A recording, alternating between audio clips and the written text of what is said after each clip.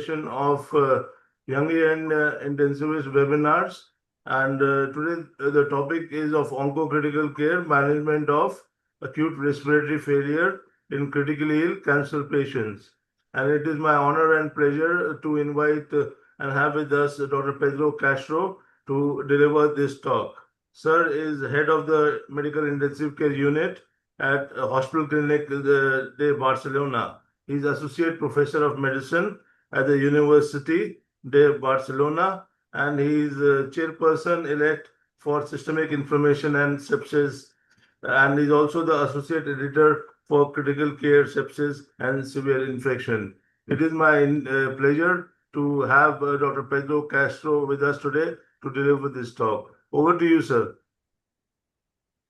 Thank you very much, Tapesh, and this is my honor to be here in this group of conferences, and I very appreciate your invitation, and I wish my talk can be helpful for you. Okay, so I'm going to talk in the next minutes about the management of acute respiratory failure in critically ill cancer patients.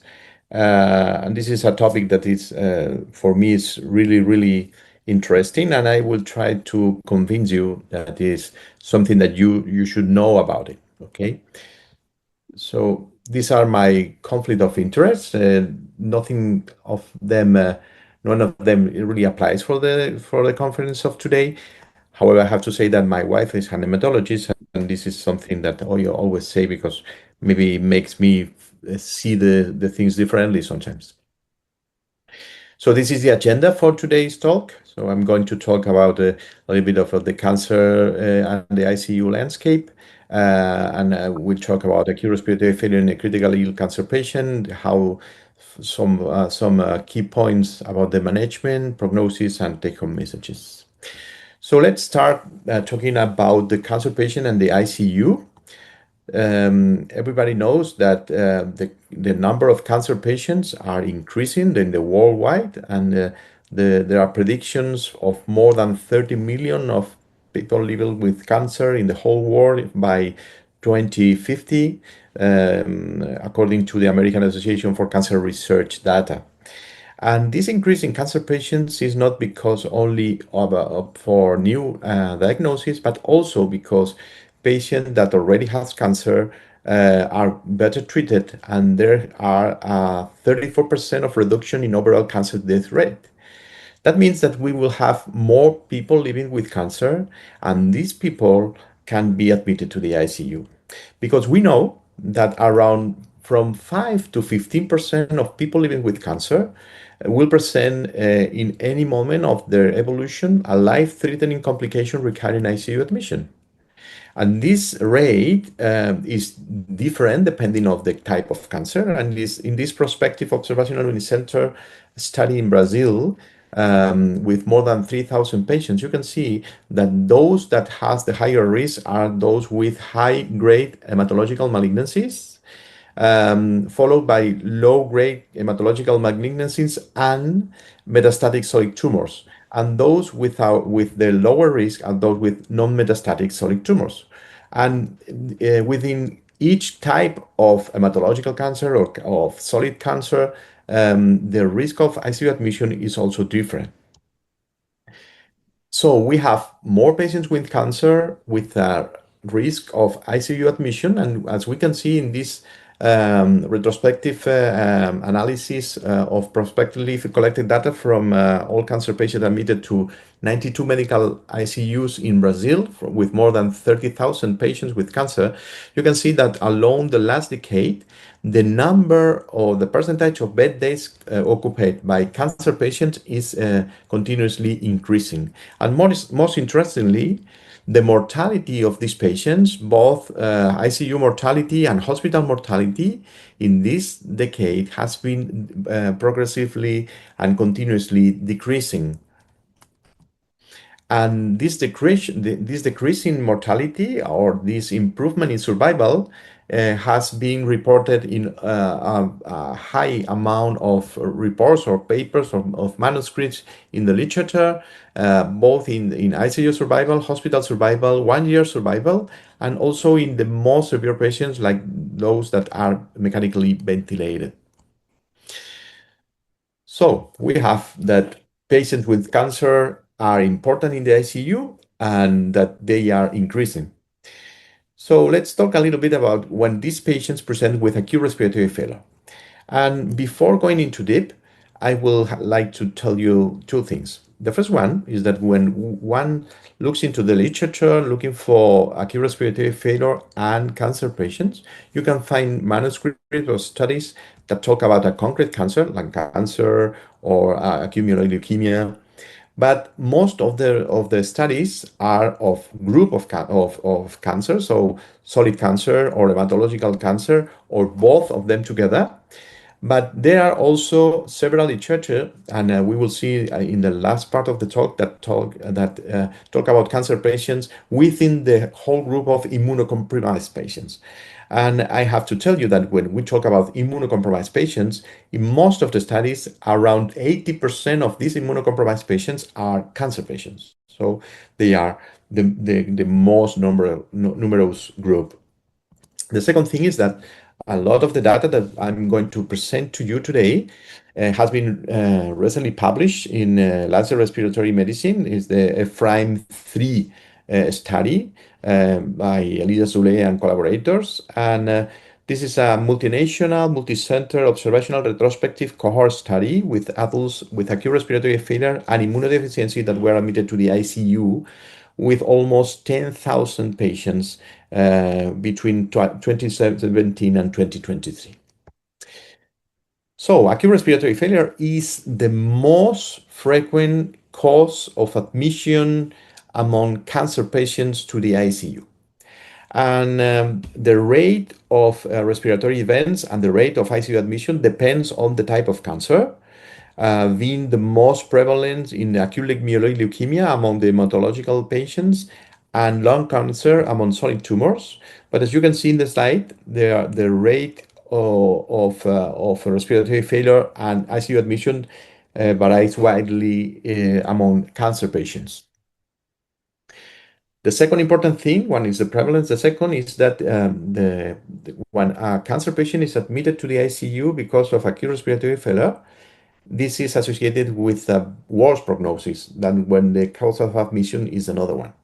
As you can see here in this prospective multicenter study in France and Belgium, with more than 1,000 patients with hematological malignancy, being admitted because of acute respiratory failure was associated with an increased risk of mortality. And these are data from the EPHRAIM-3 study that I told you before.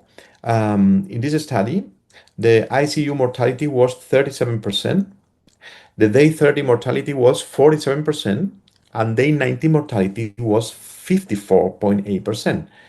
So patients with cancer admitted to the ICU because of acute respiratory failure are a prevalent group of people, and the outcomes can be bad. So we should do everything that is possible to improve these numbers and to improve this prognosis.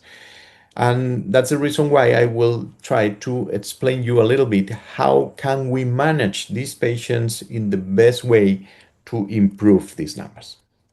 And I would like to summarize the main things that we can do in four key points, what I call the four E's for early, etiologic, expert, and evidence.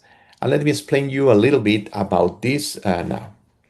These four E's, we can apply them in the five parts of the path of the process of a cancer patient that gets with acute respiratory failure.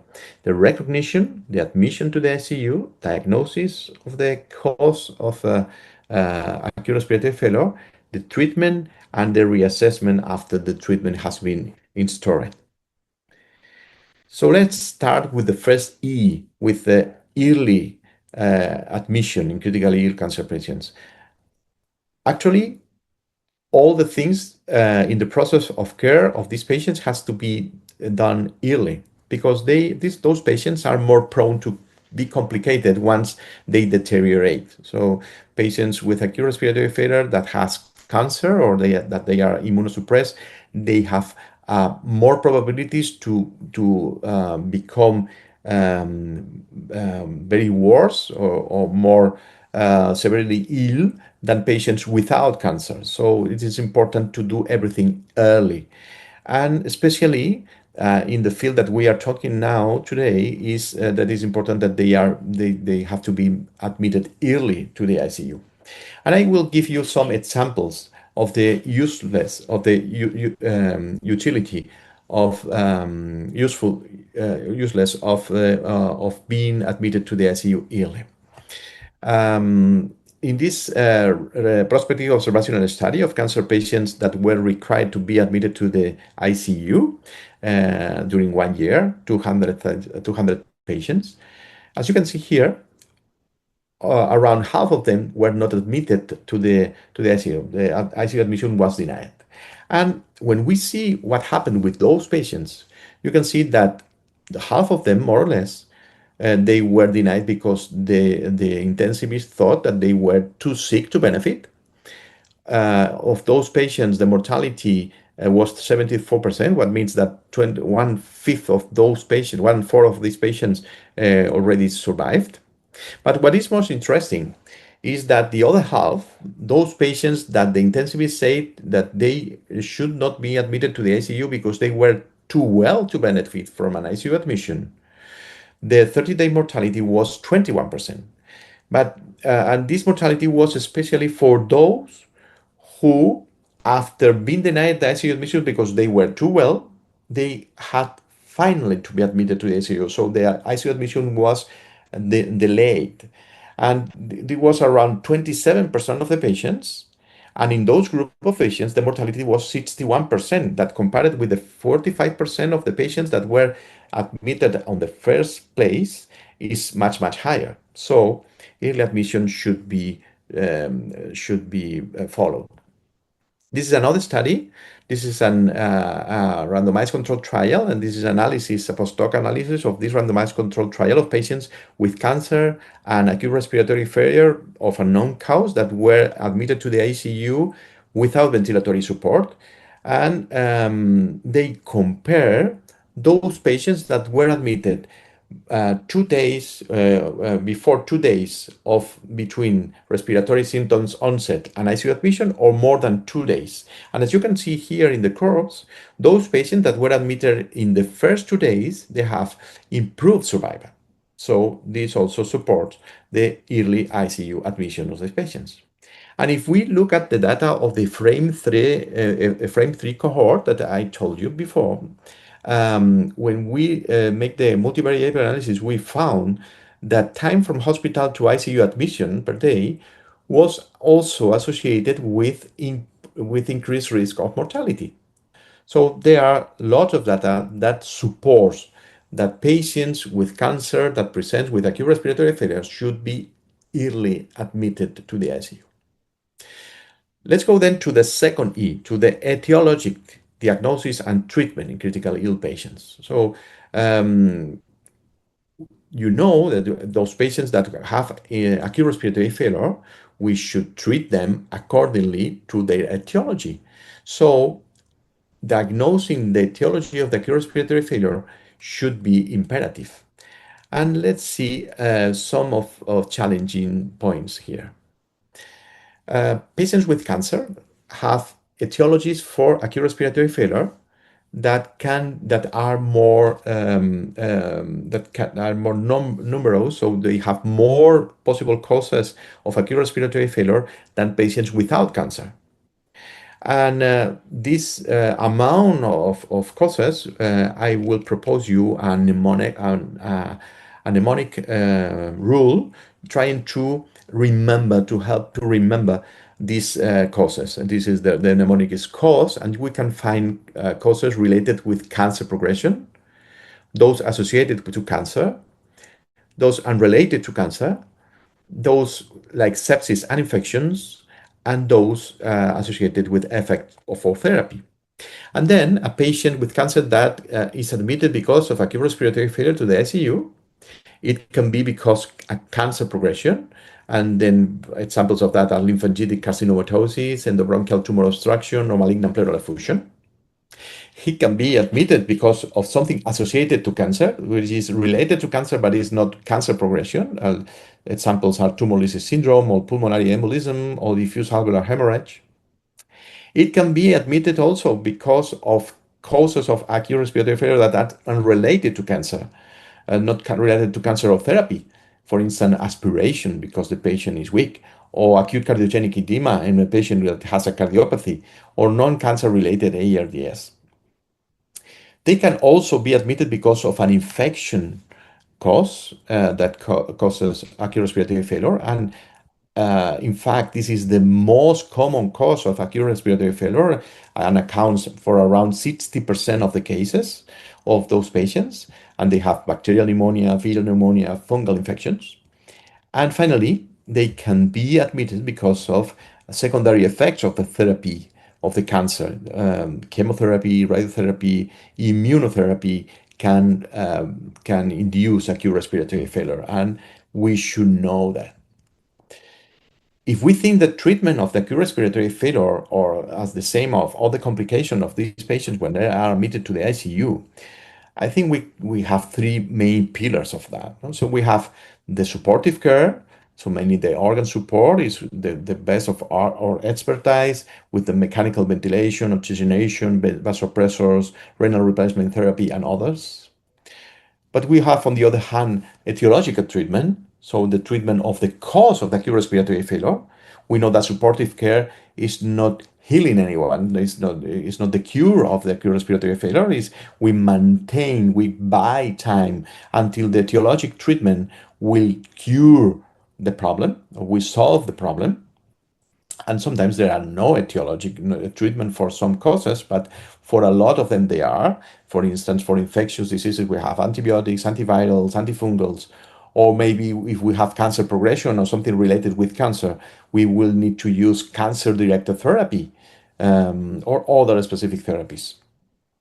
And finally, we have something that I call pathophysiology-directed therapy. That is a treatment that we use to change the natural course of the disease, but it's not. We are not treating the cause, but we are not. It's not supportive either, but it's something that change or that improve the course of the disease, like when you use corticosteroids or plasma chains or immunomodulators that nowadays the amount of treatments for that is not so common or so big, but I'm pretty sure that in the next years we will have more and more.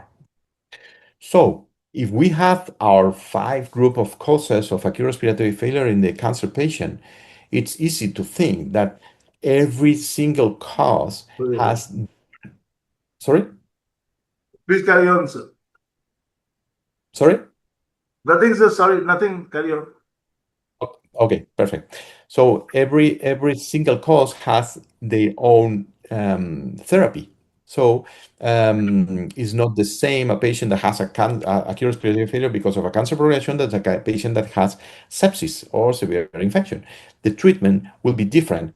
And although sometimes in the meanwhile we don't have the diagnosis, we will treat them empirically. If we don't know the cause, we are not using the right treatment, and or maybe we are using a treatment that is doing some harm. So the etiological treatment is very important. But there are some more challenges in those patients because the literature tells us that around 15 to 20% of the patients have more than one etiology. So they have more than one infection, or they have infection and cancer progression, or infection and toxicity. And what is also really important, that 10 to 10% to 15% of the patients, the etiology of the acute respiratory failure is unknown after doing some studies. And this is really important because when we look at those patients, we know that patients with acute respiratory failure and cancer of and the acute respiratory failure is of undetermined etiology has worse prognosis. And this is true for this prospective multicenter observational study, where you can see here that the mortality was between 4% and 97% higher in those patients with undetermined etiology compared with those with an already diagnosed etiology.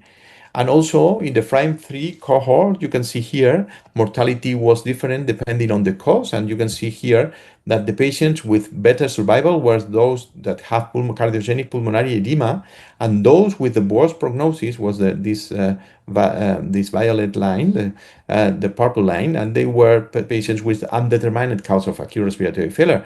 And when we compare those with diagnosis and those without diagnosis of acute respiratory failure, you can see here those without an etiology of acute respiratory failure, they have a worse prognosis. And in the multivariate analysis, we also saw that patients without an identified causes of acute respiratory failure had double their mortality. So it's very important to know what is the etiology of the acute respiratory failure. And as this is so important, it is really important to make a good diagnostic strategy to find this etiology. And for helping you to do that, I'm also offering you another mnemonic. This the direct mnemonic. It was published by Elias Zolé, that probably is the most prolific and brilliant scientific in the field of cancer patients in the ICU. And this mnemonic is really simple and is what one intensivist should do when is in the front of the bed of the patient with cancer and acute respiratory failure, and he wants to know what is the cause of the acute respiratory failure and the test that he or she has to ask for. So in this mnemonic, D accounts for delay. So the delay between the disease or the transplant or the prophylaxis of the treatment and the event, in this case, the acute respiratory failure. And in order to understand this, I will explain you with this graph, where we will have in the ordinates, we have the probability of the underlying etiology from low to high. And in the abscisses, we have the time since the cancer diagnosis. And at the beginning, when the patient has just been diagnosed of cancer, the most probably cause of acute respiratory failure is related with cancer. Then the patient starts treatment, chemotherapy, radiotherapy, whatever. And since this moment, the probability that the cancer is the responsible of the acute respiratory failure will decrease. And what we will find is that there appear an increase in the probability that this acute respiratory failure is due to treatment toxicity. And this is especially true short after the treatment, and the risk decreases when you stop the treatment. A lot of these treatments in those patients are responsible to a decrease of the immune system. Both there are problems with the skin, with the mucosas, and there are also problems with the hematological cells. So these patients are at increased risk of sepsis, increased risk of infections. And this also happens once the treatment has started. And when the treatment stops, then the risk decreases. But there are some exceptions, and there are patients, for instance, those with hematological malignancies, where the cancer already affects the immune system, that they have already a risk of infection even before the treatment has started. And also, we have to be conscious that those patients sometimes they have more than one line of treatment. They have the second line or third line of treatment because the cancer is not responding. And you have to think that every single time that you have a new line, there are more probabilities to new treatment toxicities or to increase the risk of infectious disease. And of course, those patients can also present some other complications, some other causes of acute respiratory failure that are not related to cancer, for instance, aspirations, as we said, or pneumothorax, or acute cardiac failure, situations that are more related, for instance, for comorbidity, for frailty, for admissions, not for the cancer itself. And finally, we had to take into account that some of these patients, the cancer will not respond to treatment.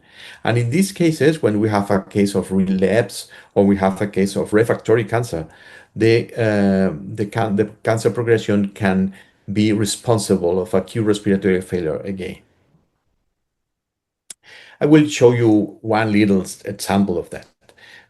Patients with acute myeloid leukemia, which are the hematological malignancy with the highest rate of ICU admission, around 1 in 4, 1 in 5 patients with acute myeloid leukemia will be admitted to the ICU in the first year of diagnosis.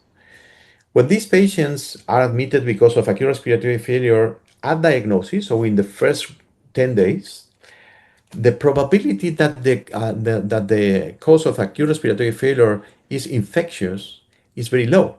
And the most common cause of acute respiratory failure at the beginning are non-infectious etiologies, mainly leukostasis and pulmonary infiltration. So if we don't treat that, or we are obsessed in doing bronchoalveolar lavage because we want to discover an infection, maybe we are losing our time and maybe we are not doing the right treatment. The thing is that after the 1 week or once the treatment is started, the risk of fungal infections or bacterial infections increases. And then it is important to take this into account. When we talk about the eye in the direct approach, the eye is the pattern of immune deficiency because both the cancer or the treatment can induce different immune defects. And depending if the immune defect affects more or the humoral immune system or the cellular immunity or macrophages or neutrophils, the risk of different agents or different different bacteria or virus or fungal um, will depend on this kind of immune defect. And as you can see in this figure, so this is important to know what kind of immune defect has this patient, and it's important because of the studies that they will perform and also because of the empirical treatment that we start. Then we go to the R or the T and the T. They both account for radiology or CT scan, and they account for the radiological patterns of these patients because they are really, really useful. And depending on the radiological patterns of the patients, in this case, in this slide, they account for different infectious diseases, but also for different and other causes like cancer progression. The image in the CT scan, especially high resolution CT scan, can be really, really helpful. And so my advice is that when you have a patient with cancer and acute respiratory failure, a CT scan will help you very much, and also a skilled radiologist helping you with this. We go to the E. The E is for experience shared with the multidisciplinarity. And this is important to know that, and I will tell you later when we talk about the expert E, that with the help of your friends, I mean, with the multidisciplinary team, with the expertise of the intensivists on the one hand, and the oncologists and the hematologists on the other hand, and also the pharmacists, etc., everyone with their own know-how, they will improve the care of the patient and increase the probability that the success of the process. And there are some examples, and one of these is this retrospective analysis on a French database that they show that those centers with higher volume of hematological patients treated, they have the better outcomes. So the expertise that they had, it helped to the patients to improve their prognosis. And the last letter here is the C, the clinical findings. So this is which is the clinical picture, the clinical vignette of this patient, because sometimes we have information like skin lesions, or what are the symptoms, or the duration of the symptoms, a lot of things that they can give different pictures that help us to find the diagnosis. So we have already do the early, we have done the etiologic, and let's go for the third E. This is expert consultation, or multidisciplinary care of critically ill cancer patients. And this is really important in the whole process. So in recognition, admission, diagnosis, treatment, and reassessment. And I told you about this when we talk about the indirect mnemonic, but also there are more evidence in literature. And I show you here, this is the results of the Orchestra study. This is a retrospective study in Brazil of critically ill cancer patients, more almost 10,000 patients. And they look at the organizational things in the ICUs that were associated with better prognosis or worse prognosis. And they found that those ICU where there were a presence of the clinical pharmacist, or those ICU where implemented clinical protocols, or those ICUs where there were training programs in critical care, and those ICU where they were daily meetings with oncology between oncologists and intensivists for care planning in all patients, were associated with improved survival of those patients. So it's really important because it saves lives, and it's worthwhile to have multidisciplinary teams to treat these patients. And the 4E is the evidence based. So we should treat patients with critically ill cancer patients with acute respiratory failure following the evidence. And this is what we should do that for every disease in the ICU. We know that this is not easy because there is no evidence for a lot of things, but in this case, we should treat the patients with all the evidence that we should have. The problem with the critically ill cancer patients is that they are really exclude population in a lot of trials. So they are not beloved patients for the critical care or for the cancer field. So when we have randomized control trials in critical illness, for instance, for septic shock, for pneumonia, for whatever, and you see the exclusion criteria, it usually accounts for active malignancy, immunosuppression, recent chemotherapy. So a lot of these trials, they exclude these patients. So we don't know if they will have the same response to a concrete treatment that all the patients.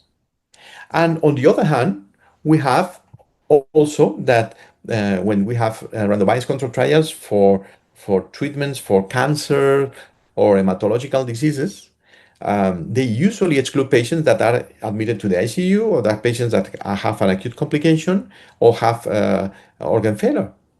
So we have what it is called for me the evidence gap, and then we use data in those patients, or we treat those patients with data that are not that does not provide from these patients, but from other patients, and we don't know if it will work the same, but we make an act of faith. Anyway, we have some evidence base for treatment, and especially in the part of the supportive care. And now I will explain briefly about some evidence that we have in the strategies of mechanical of ventilation and oxygenation support of these patients. And we have probably the first evidence-based paper was in 2001 in the New England Journal with Hilbert and collaborates. They published this paper that was very striking. So I mean, it was a manuscript where they make a randomized control trial in patients with immunosuppression, have more than 60% of them will have an hematological malignancy, and they have pulmonary infiltrate fever and an early stage of hypoxemic acute respiratory failure. And they were randomized to non-invasive mechanical ventilation or standard of care. and there were 52 patients. And what you can see here that they were, I mean, what was very interesting is that those patients in the non-invasive ventilation group have 46% of intubation compared with 77% in the standard treatment group. Or when we look at only of patients with hematological malignancies and neutropenia, 53% versus 93%. And the mortality was also lower in those patients with the non-invasive ventilation group. And this was the moment that everybody thought that, we should avoid intubation of these patients, whatever it costs, and non-invasive mechanical ventilation was the better tool. And then during those times, or during several decades, those patients, cancer patients with acute respiratory failure, were managed with non-invasive mechanical ventilation. The thing is that there are some evidence in the last years that points that not all patients will benefit from non-invasive mechanical ventilation. And there are some critics to this manuscript, and one of the two main was that the sample size was little, so only 52 patients, and the other is that the control group have a very high mortality. So we have in 2016, Frat and collaborators, they published this post hoc analysis of a study that they compare non-invasive oxygenation strategies in patients with acute respiratory failure. And they did this post-hoc subgroup analysis only for the immunosuppressed patients. It was 82 patients, most of them with cancer. And they found they randomized the patient one by one to standard oxygenation, high flow nasal cannula, or high flow nasal cannula plus non-invasive mechanical ventilation. And what they found was exactly the opposite that the paper in 2001. That is that patients with non-invasive ventilation has a higher probability of being intubated. And when they look at mortality, patients with non-invasive mechanical ventilation has higher probability of dying or lower probability of survival. So they conclude that we should be cautious using non-invasive mechanical ventilation in those patients. So they were quite controversial thing, and then there were more studies after this. So we have Elias Zule's group with Virgile Lemial. They published in JAMA in 2015 this multicenter randomized control trial with more than almost 400 immunocompromised patients. More than 80% of them they have cancer. Comparing those patients with standard oxygenation versus non-invasive mechanical ventilation. As you can see here, there were no differences in the rate of intubation, or there were no differences in the rate of dying, although there was no difference in this.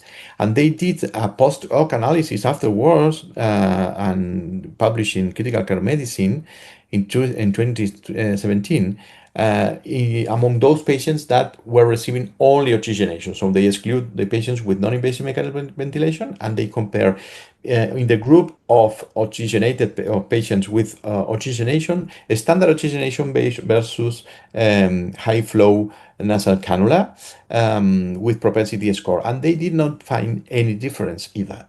So there was in the same group with Elia Zule, they published the high randomized clinical trial in JAMA in 2018, a multi-center study. This had more than 700 immunocompromised patients, and 80% were cancer again. And they compare standard oxygen therapy with high flow oxygen therapy, and as you can see here, there were no differences either. And we have also the study from Kodroi, published in Lancet Respiratory Medicine in 2022, comparing also high flow nasal oxygen alone versus high flow nasal oxygen plus non-invasive mechanical ventilation. As you can see here, there were no differences either. The last study is the renovated study, was published in JAMA in 2024. In this case, this was a non-inferiority randomized control trial with a lot of patients, but with 5 different groups. And the most interesting for our talk today, it was the patients with immunosuppression plus hypoxemia. It was 50 patients.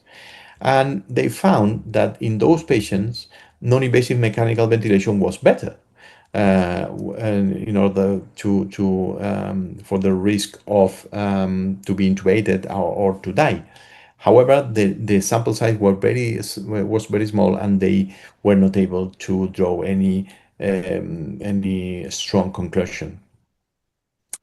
The last study I'm talking about is an observational study. It's a frame 3 study cohort. You can see here that the patients, when they were admitted to the ICU because of acute respiratory failure, 50% of them were on conventional oxygen therapy, 10% were in non-invasive mechanical ventilation, 20% were on a high-flow nasal cannula, and 20% were on mechanical ventilation.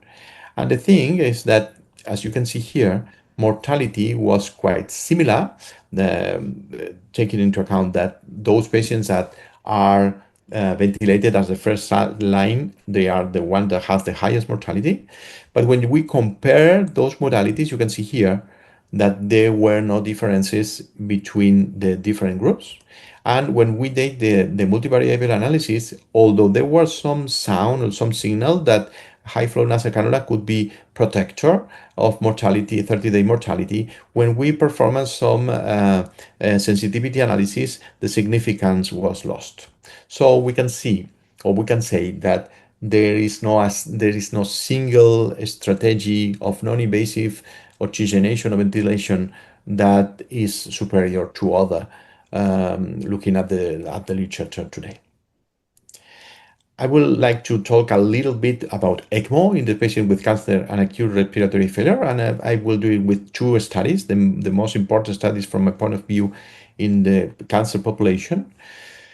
The first one is the group of Kochenek and collaborators. They make a multinational, multicenter observational retrospective study of patients with cancer, saying 54% with solid tumor and acute respiratory failure. There were almost 300 patients that were admitted, and what they found is that the 60-day overall survival was only 26.8%, so the mortality was really high in this population. And when they look in the multivariate analysis for factors associated with mortality, you can see here it was a new diagnosis, a progressive disease, a low platelet count, and the lactate. They also did in this study, they make a propensity score analysis with patients from another cohort, a frame 1 cohort that were not on ECMO, but with similar clinical data and severity of acute respiratory failure. And when they compare patients with and without ECMO, they didn't find too much difference. So they conclude that ECMO was associated with high mortality, and the benefit was unclear. More recently, Peter Szelongowski published with the 9i group the ELENA study. The ELENA study was a multinational, multicenter observational prospective study where they included patients with cancer admitted to the ICU with acute respiratory failure, and most of them were hematological malignancies. And in those with severe ARDS, they compared those that received ECMO with those who didn't receive. It is an observational study. I want to remember you. As you can see here, they included 715 patients. Of these, 322 have severe ARDS. And when they compared patients without ECMO and ECMO, you can see ECMO were 58, they saw that mortality was quite similar. 90-day mortality was similar and high. More than 80% of patients were dead at day 90. And when they do also a propensity score weighting on risk of receiving ECMO between those patients with and without ECMO, and you can see here that they didn't find any statistical significance. So they conclude that mortality was high and the benefit was unclear. The last two slides, I'm talking about prognosis of ARDF in the critical ill cancer patients. As I told you, this is data from the frame 3. Mortality is not low, so 37% in the ICU, 47% day 30, and 55% on day 90 mortality. The thing is that, as you can see in this figure, and as I told you at the beginning of my talk, the survival of these patients, the prognosis of these patients, the risk of death of these patients has been decreasing in the last year. So also in patients with acute respiratory failure, this is data from a systemic review meta-analysis using individual patients. And that's the reason why talks like this, when we talk about what can we do to improve the care of these patients, can help us to continue this line going down and to improve the prognosis of our patients. Just to finish, some take-home messages. Critically ill patients with cancer is an increasing population in our ICUs. Acute respiratory failure is the main cause of admission, and its knowledge deserves attention. Early admission, etiologic diagnosis, and early and etiologic treatment are cornerstone in their management. Whereas intubation and invasive mechanical ventilation are associated with poor prognosis, there is no particular non-invasive strategy before intubation that has demonstrated superior to others. And ECMO is associated with high mortality in this population. Although it is not contraindicated, indication should be discussed case by case within the multidisciplinary team to select those who will benefit more. And thank you very much for your attention. I don't know if you have any questions. I Yes, will be happy. thank you, Dr. Castro, sir, for a wonderful lecture. Very nice to hear about acute hypoxemic respiratory failure in cancer patients and update on that. Really, very nice. So I will just put up a few points for discussion, sir. So just starting from the end, that is the prognosis. So obviously, so there is a group of patients where you may not actually like to treat aggressively, and you may go for palliative care. So how do you decide which patients are not to be treated aggressively and just to do comfort care and palliative care? Mhm. Well, this is the million-dollar question, Paige. Thank you very much for this very interesting question. And maybe I can help you with another slide. Do you allow me Yes, to please, share? please, please. Perfect. Okay. Let me see. PowerPoint. Okay. Brum, brum, brum. Okay. So when we have, do you see my slide? Slide is not opening, sir. Can you see it? Yeah. No, not opening. It is showing only small ARF in cancer to very small writing it's showing. Okay. So let me see.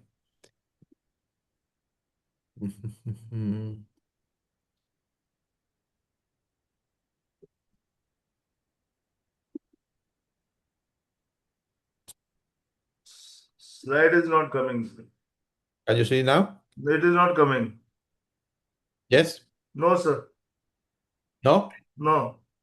Okay. Let me see again.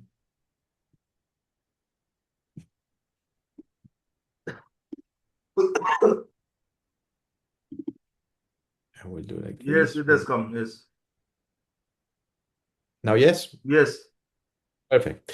So the thing is that when we have to decide about how invasive to trade or not, um, it I mean it is not only for patients with acute respiratory failure, but all other causes of admission can be discussed following this proposal of algorithm. So if we have a critically ill cancer patient, what the first thing that we have to think is that is if the complication that the presents the patient is potentially reversible or not.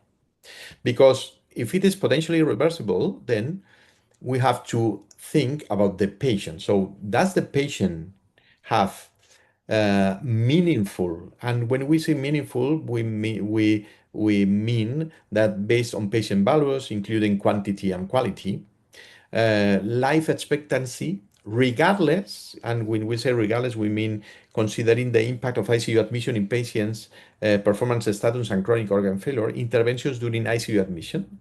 So, um, the thing is that when we know that when a cancer patient is admitted to the ICU, this is that makes a real big impact in their performance status and in their frailty situation. And a lot of these patients need to continue the cancer treatment.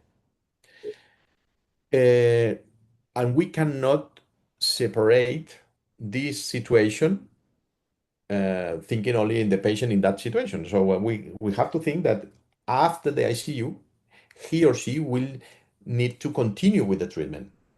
So if the situation is reversible and the patient, then we have to think if the patient or that admission will be, the patient will have the condition after this admission to continue the treatment. Because if the treatment cannot be continued, the expectation of life will be decreased, and then the patient will die after surviving the ICU, which has no sense. So this is the thing. So if this happens, then we can consider a full course treatment at ICU, and we will be reassessing this frequently.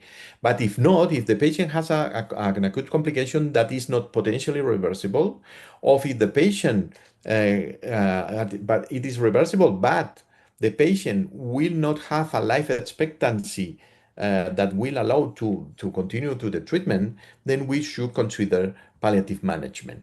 And sometimes, if we are not sure, then we can do what is called a time-limited trial. This is a trial in the ICU that for 4 to 7 days, depending on the cancer or the situation, to see how the patient is going on.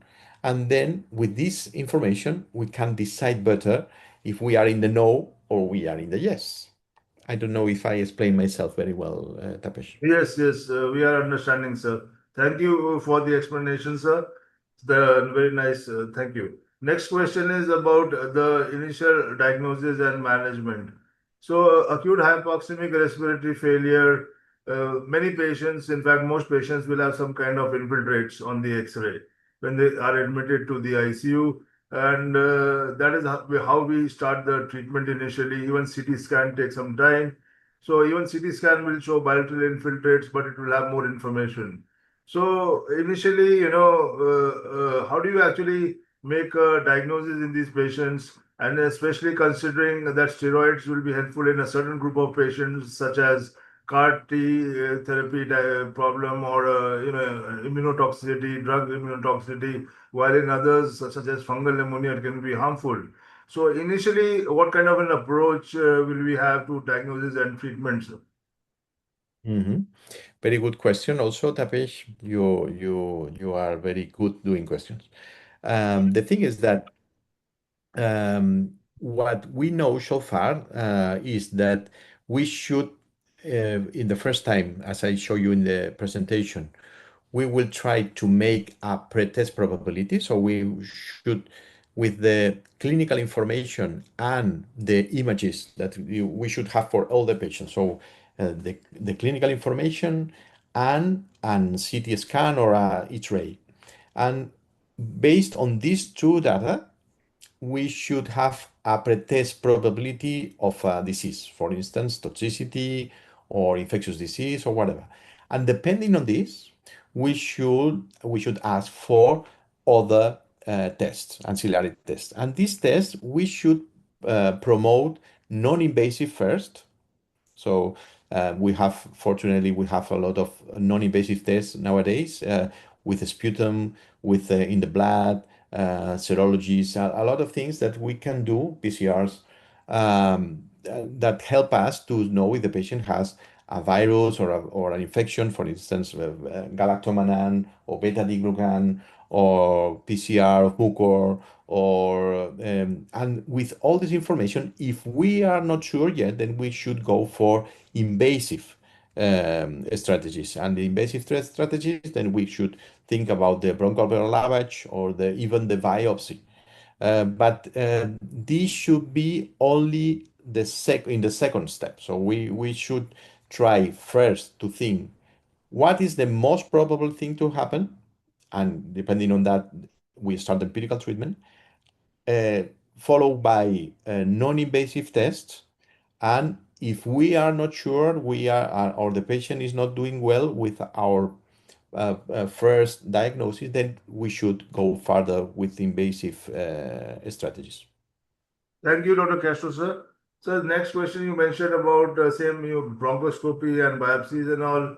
So, many of these patients obviously will have a fungal pneumonia, right, and which may not be diagnosed without an invasive biopsy or something like that, or even a BAL.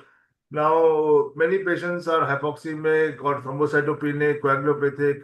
So, how do you balance the investigation of bronchoscopy and maybe a biopsy also for these patients where fungal pneumonia or such etiologies may be considered? Mhm. Very good question, Tapesh. Thank you very much. That's the reason why, I mean, those patients are more prone to complicate when they are submitted to a bronchoscopy because of the thrombopenia, because of the acute respiratory failure, because of the frailty, and it is very important to select. So that's the reason why we should, before, try to avoid these invasive things. And once we have to do, if we, I mean, we finally decide that an invasive procedure, so the bronchoalveolar lavage, has to be done, then we should do it in the best conditions or the better conditions. That means we should prepare the patient with transfusions, whatever. We should do the bronchoscopy the best way we can do that, because there are some literature that they find that the bronchoscopy on those patients, when it is performed by experienced interventors, so people with more experience, the rate of complications is lower. So, in a patient with a high rate of complications, you should go with doctor, with a physician that has performed more bronchoscopies than another that is a novel one. And also after the procedure, you should take care of the patient, watching for the deterioration. Thank you, Dr. Castro, sir, for the answer. Final question is regarding the biomarkers, sir. Obviously, the WBC gets altered in these patients, many patients. And my question is, even procalcitonin and CRP are altered in these patients, right? So, what happens to procalcitonin and CRP in cancer patients? And can you really use them in any meaningful way? This is a good question also, Tapesh. And the thing is that compared with other patients, the cancer patients maybe are more challenging in that case, because as you remember, I showed you that among the causes of acute respiratory failure, the most common is infection.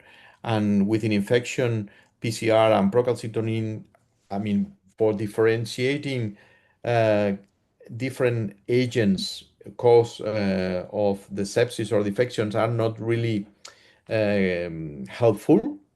And also, you know that I told you that 15 to 20% of them, they have co-infection. So maybe you have a patient with influenza, but also with an aspergillus. So the PCR or the procalcitonin will not help you to say that if he has one or two agents. But also, when we talk about, for instance, toxicity, a lot of the toxicity of the medications that induce toxicity in the lungs, they also are inflammatory, so they increase also the PCR. So it is not so useful. And with the procalcitonin, there are not so many data, but procalcitonin is also increased in patients with other inflammatory diseases like CRS or ICANS. So is not so specific. So unfortunately, we don't have a biomarker that helps you to say, okay, this is infectious, this is non-infectious.